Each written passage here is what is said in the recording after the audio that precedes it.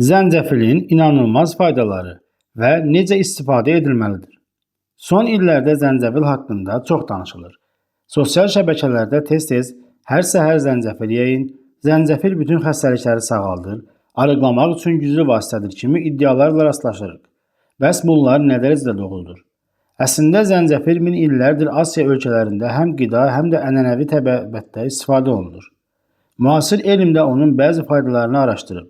Lakin onu möcüzəvi dərman kimi təqdim etmək düzgün deyil. Bu videoda zəncəfilin nə olduğu, hansı maddələrlə zəngin olduğu, elmi araşdırmalarda hansı faydalarının göstərildiyi, necə istifadə edilməli olduğu, hansı hallarda ehtiyatlı olmaq lazım gəldiyi ən çox verilən suallar haqqında danışacağıq. Əvvəlcə zəncəfilin nə olduğu haqqında məlumat verək. Zəncəfil tropik iqlimdə yetişən bitkidir. Bizim istifadə etdiyimiz hissə onun kökü deyil, torpaq altında böyüyən rizormudur. Bu hissə həm yeməklərə ədviyyat kimi əlavə olunur, həm də çay hazırlanmasında istifadə edilir. Onun özünə məxsus kəskin dadı və ətri əsasən gingerol, şaqol və zingeron adlı təbii maddələrdən gəlir. Xüsusilə gingerol zəncəfilin ən çox araşdırılan bioaktiv birləşmələrindən biridir. Zəncəfil həm təzə, həm qurudulmuş, həm toz şəklində, həm də ekstrat və ya kapsul formasında satılır. Hər formanın istifadə məqsədi fərqli ola bilər. Bəs zəncəfilin tərkibində hansı faydalı maddələr var? Zəncəfil vitamin və minerallarla yanaşı müxtəlif bitki mənşəli birləşmələr də ehtiva edir. Tərkibində az miqdarda C vitamini, B6 vitamini, kalium, maqnezium, manqan mövcuddur. Lakin zəncəfil dəyərli edən əsas səbəb vitaminlər deyil. Əsas üstünlüyü onun tərkibində olan bioaktiv maddələrdir. Gingerol və şaqaol laboratoriya və klinik tədqiqatlarda iltihab əleyhinə və antioksidant xüsusiyyətləri ilə diqqət çəkir. Bəs zəncəfil həqiqətənmi immuniteti gücləndirir? Bu ən çox verilən suallardan biridir. Düzünü desək, immuniteti gücləndirən qida ifadəsi elmi baxımdan çox sadələşdirilmiş ifadədir. İmmunitet bir düymə deyil ki, onu birdən-birə artırmaq mümkün olsun. Zəncəfilin tərkibindəki bəzi maddələrin iltihab reaksiyalarına və antioksidant müdafiə təsiri araşdırılıb. Buna görə də o, sağlam qidalanmanın tərkib hissəsi kimi faydalı ola bilər. Amma zəncəfil nə qripdən tam qoruyur, nə də virusları öldürən möcüzəvi vasitədir. Əgər insan düzgün qidalanmırsa, az yatırsa, siqaret çəkirsə və fiziki aktivliyi yoxdursa, təkcə zəncəfil onun immun sistemini sağlam saxlaya bilməz. Ürəkbulanmaya təsiri. Zəncəfil haqqında ən güclü elmi sübutlardan biri ürəkbulanma ilə bağlıdır.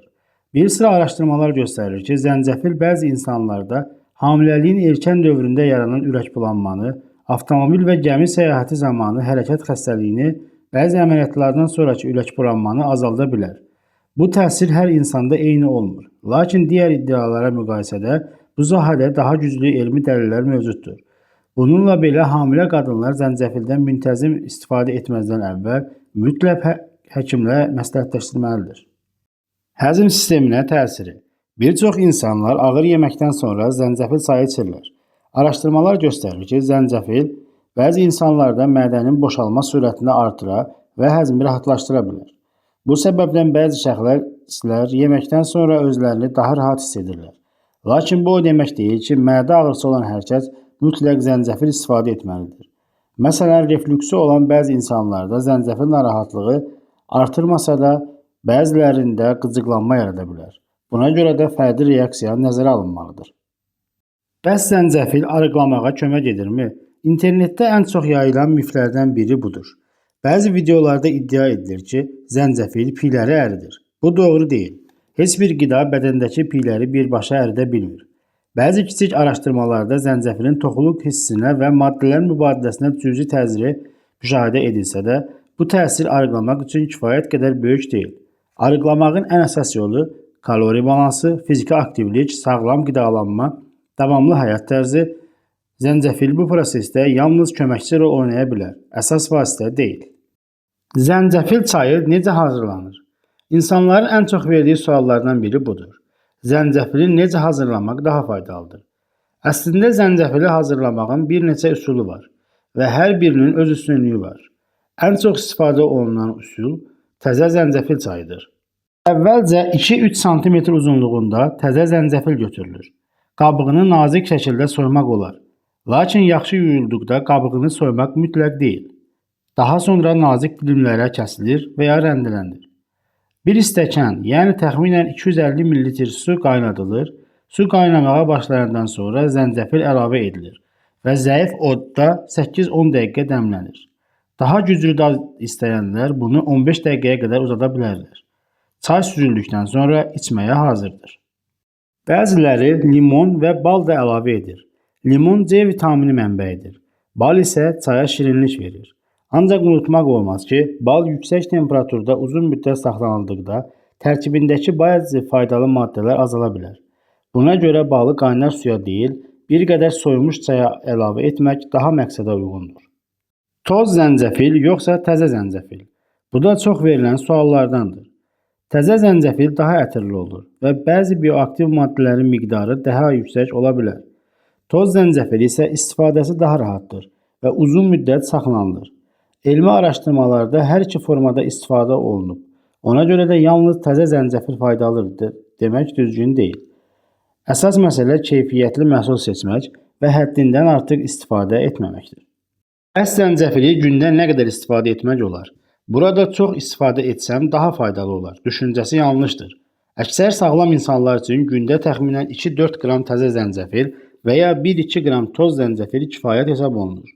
Daha çox istifadə etmək əlavə fayda verməyə bilər və bəzi insanlarda yan təsirlərə səbəb ola bilər. Zəncəfili nə vaxt içmək daha yaxşıdır? Bu sualın hər kəs üçün eyni cavabı yoxdur. Əgər məqsəd həzmi rahatlaşdırmaqdırsa, yeməkdən sonra qəbul etmək bəzi insanlarda daha rahat ola bilər. Səhərlər içmək istəyənlər də var. Bu da mümkündür, amma az qarnına qəbul edildikdə bəzi insanlarda mədə qıcıqlanması yarada bilər. Əgər ilk dəfə istifadə edirsinizsə, az miqdardan başlayın və orqanizmin reaksiyasını müşahidə edin. Zəncəfili hər gün istifadə etmək olarmı? Sağlam insanların çoxu üçün az miqdarda gündəlik istifadə problem yaratmaya bilər. Lakin bu zəncəfilin hər gün mütləq qəbul edilməli olduğu anlamına gəlmir.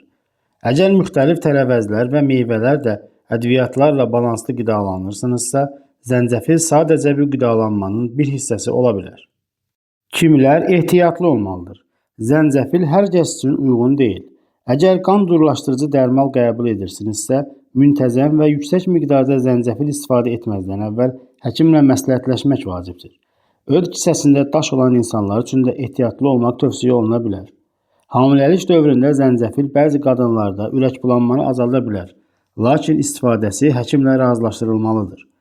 Əgər zəncəfil qəbul etdikdən sonra mədə yanması, qarın ağrısı və ya allergik əlamətlər yaranırsa, istifadəni dayandırmaq və həkimə müraciət etmək lazımdır. Zəncəfilin mümkün yan təsirləri. Həddindən artıq istifadə edildikdə bəzi insanlarda mədə yanması, köp, qarında narahatlıq, ishal, ağızda qıcıqlanma kimi hallar yarana bilər. Bu səbəbdən nə qədər çox, bir o qədər yaxşı prinsipi burada keçərli deyil. Zəncəfil haqqında ən məşhur miflər. 1. Zəncəfil virusları öldürür. Elmi araşdırmalar bunu təsdiqləmir. Zəncəfil sağlam qidalanmanın bir hissəsi ola bilər. Lakin virus infeksiyalarını müalicə edən vasitə deyil. 2. Zəncəfil piyləri əridir. Bu doğru deyil. Arıqlamaq üçün əsas amillər düzgün qidalanma və fiziki aktivlikdir. 3. Zəncəfil bütün iltihabları aradan qaldırır. Laboratoriya tədqiqatlarında iltihab əleyhinə xüsusiyyətlər göstərilsə də, bu insanlarda bütün iltihabi xəstəlikləri müalicə etdiyi mənasına gəlmir. 4. Nə qədər çox içsən, bir o qədər faydalıdır. Əksinə, həddindən artıq istifadə yan təsirlərinə riskini artıra bilər. Nəticə olaraq zəncəfil faydalı xüsusiyyətlərə malik bitkidir və sağlam qidalanmanın bir hissəsi kimi istifadə oluna bilər. Xüsusilə ürəkbulanma ilə bağlı onun təsiri elmi araşdırmalarla daha yaxşı dəstəklənir. Bununla belə onu möcüzəvi dərman hesab etmək düzgün deyil. Ən yaxşı nəticə zəncəfili balanslı qidalanmaya kifayət qədər yuxu, fiziki aktivlik və sağlam həyat tərzi ilə birlikdə istifadə edildikdə əldə olunur.